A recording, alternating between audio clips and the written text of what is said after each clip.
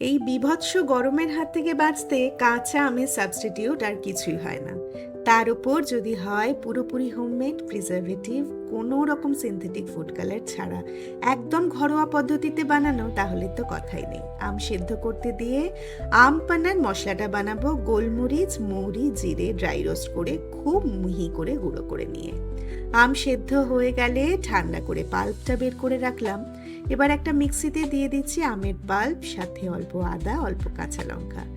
কড়াইতে গ্রাইন্ড করা পাল্প ঢেলে দিয়ে অ্যাড করছি মিক্সির বাটি ধোয়া জল।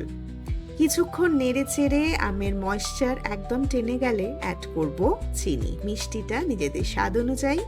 এবার অ্যাড করছি গুঁড়ো করে রাখা মশলা আর অল্প বিট নুন। খুব ভালো করে জাল দিয়ে ঠান্ডা করে কাঁচের বোতলে ভরে ফ্রিজে রেখে দিলাম। এরকম 2-3 বোতল যদি বানিয়ে রেখে দেওয়া যায় তাহলে কিন্তু মাসখানেক নো টেনশন। আর এত ভেজালের যুগে যদি সামান্য কিছু নির্ভেজাল ভালোবাসার প্রাপ্তি হয় তো মন্দ কি। ভিডিও ভালো লেগে থাকলে একটা লাইক, কমেন্ট, শেয়ার করে যেতে ভুলো না কিন্তু।